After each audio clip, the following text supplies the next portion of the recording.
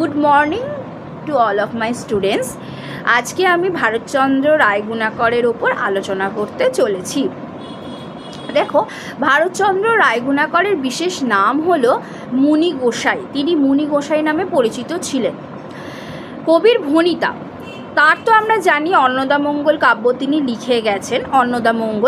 অন্নদামঙ্গলের 10 রকমের ভণিতা ওনার পাওয়া যায়। তার মাতার নাম ছিল ভবানী দেবী। কবি পিতামাতার 4র্থতম সন্তান ছিলেন। তার বিশেষ নাম বলেই দিয়েছি আগে, মুনি গোসাই। এছাড়া কবি রায়গুণাকর, ভারতচন্দ্র রায়গুণাকর, ভারত কবি গুণাকর রায়গুণাকর, দ্বিজ ভারত নামে, ভারত ব্রাহ্মণ, ভারতচন্দ্র ও রাধানাথ, এই নামে তিনি, এতগুলি নামে কিন্তু তিনি খ্যাত ছিলেন। ফরাসিদের দেওয়ান ইন্দ্রনাথ চৌধুরীর চেষ্টায় তিনি মহারাজ কৃষ্ণচন্দ্রের সান্নিধ্য হন। রাজা কৃষ্ণচন্দ্র কবির প্রতিভায় মুগ্ধ হয়ে তাকে 40 টাকা মাসোহারাতে নিজের সভাকবি হিসেবে নিযুক্ত করেছিলেন। রাজা কৃষ্ণচন্দ্রের সভাকবি ছিলেন ভারতচন্দ্র রায়। সভাকবি 1747 খ্রিস্টাব্দে কৃষ্ণচন্দ্রের তিনি সভাকবি হয়েছেন এবং রাজা কৃষ্ণচন্দ্র তাকে রায়গুণাকর উপাধি দিয়েছিলেন বা রায়গুণাকর উপাধিতে ভূষিত করেন। এছাড়াও তাকে মুলাজোর বলে একটি গ্রাম ছিল, ওই গ্রাম তাকে দান করেন। বাংলার হোরেস বলা হয় তাকে।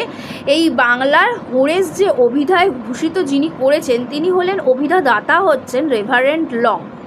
বাংলার বার্নস বলা হয় ভারতচন্দ্রকে, বলেছিলেন রেভারেন্ড লং। এছাড়াও বাংলার ডাইড্রেন বলা হয়ে থাকে ভারতচন্দ্রকে, সেটাও বলেছিলেন নলিনীনাথ চট্টোপাধ্যায়।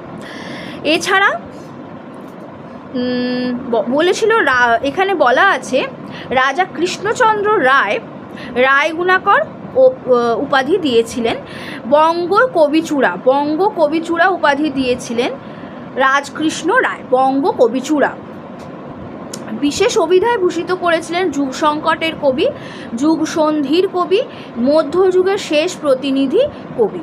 এছাড়া ভারতচন্দ্রের প্রথম ইংরাজি অনুবাদক ছিলেন ন্যাথানিয়েল ব্রাসি হ্যালহেড। আচ্ছা, এই গেল ভারতচন্দ্র। জিওফ্রে চসারের ভারতচন্দ্রকে জিওফ্রে চসারের সাথে তুলনা করা হয়। তিনি ছিলেন একজন বিদেশি কবি। অন্নদামঙ্গলের প্রথম সচিত্র সংস্করণ পাওয়া গেছে 1816 খ্রিস্টাব্দে। গঙ্গাকিশোর ভট্টাচার্য প্রথম অন্নদামঙ্গলের সংস্করণ